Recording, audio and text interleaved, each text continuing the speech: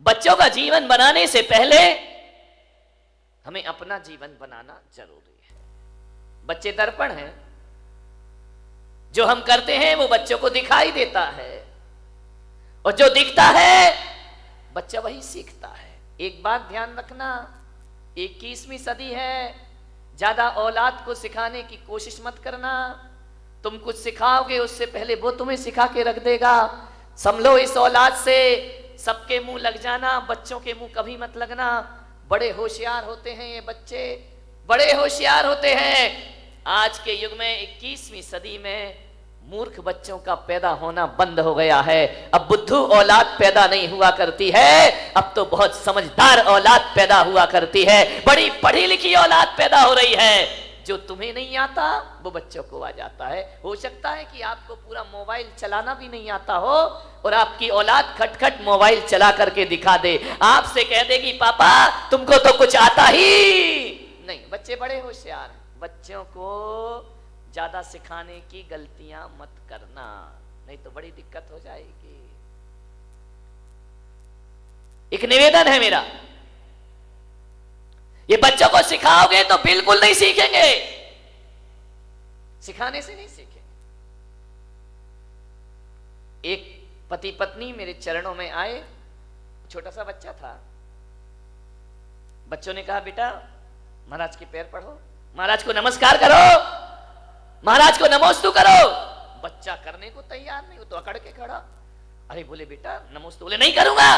अरे मैंने कहा गजब है भाई, 3-4 साल का बच्चा वो माँ बाप का कहना मानने को तैयार नहीं। बोले बेटा ऐसा नहीं है, गलत बात, बहुत गंदी बात है, महाराज हैं इनको प्रणाम करिए, इनको नमस्कार करिए। बोले नहीं करूंगा नमस्कार। अरे तो बच्चे माँ बाप बड़े शर्मिंदा हुए कि यार महाराज हम करें क्या, ये झुक ही नहीं रहा है। मैंने कहा ऐसे नहीं झुकेगा, ये 21वीं सदी का औलाद है, ऐसे झुकने वाला नहीं है, तुम्हारा तरीका गलत है, बच्चा तो अभी झुक जाएगा। तो बोले कैसे झुक जाएगा बच्चा। मैंने कहा बच्चे के उसने क्या किया, उसकी माँ ने बच्चे की गर्दन पकड़ी और जबरदस्ती मेरे पैरों पे रख दी। बच्चा गर्दन उठाए जा रहा है, माँ बाप गर्दन दबाए जा रहे हैं। मैंने कहा रुको, बहुत गलत तरीका, ऐसे बच्चा प्रणाम नहीं करेगा। छोटा सा था, 3 साल का होगा, 4 साल का। मैंने माँ बाप से कहा बच्चे की गर्दन छोड़ो, बच्चे की गर्दन से हाथ हटाओ।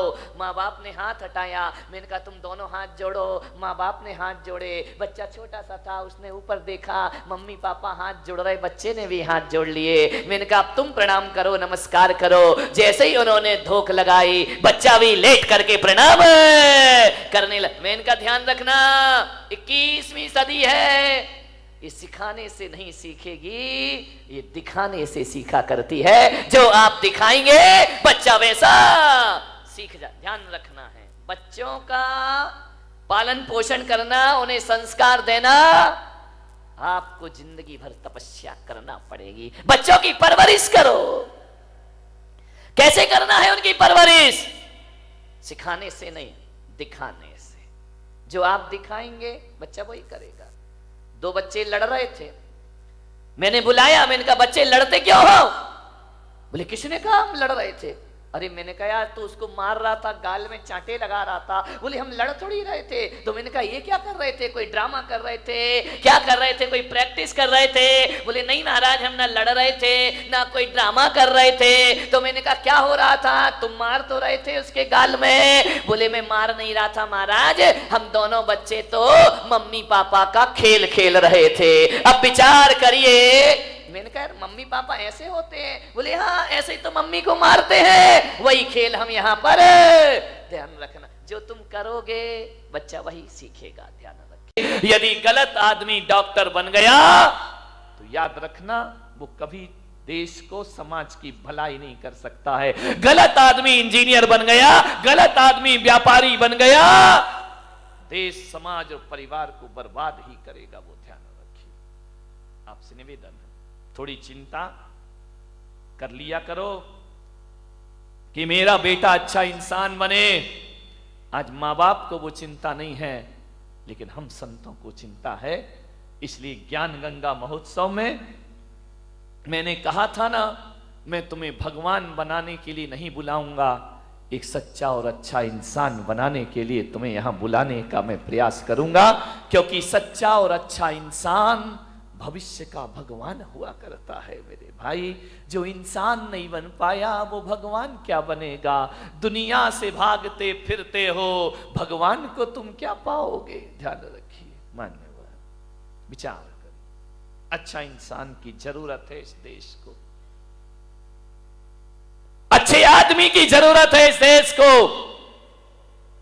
तुम्हारे परिवार की खुशहाली के लिए अच्छे बेटे की जरूरत है। ध्यान रखिए, पूत कपूत तो का धन संचय, पूत सपूत तो का धन संचय। यदि पूत कपूत निकल गया तो सारी दौलत को बर्बाद करके रख देगा, और पूत यदि सपूत निकल गया, 1 रुपया भी ना दो तो भी लाखों की दौलत कमा कर अपने पिता को दिखा देगा। किसके लिए सोचते हो सब? अच्छा व्यक्ति बनाइए। मान्यवर, शिक्षकों के भरोसे जिंदगी मत काटना। ये वेतन भोगी हैं, इन्हें केवल मार्कशीट पकड़ाना है। इन्हें इससे कोई मतलब नहीं कि तुम्हारा बच्चा कैसा है, क्या करता है। वो तो कहेंगे रिजल्ट अच्छा आना चाहिए, बाकी तुम्हारा जो व्यवहार है वो तुम जानो।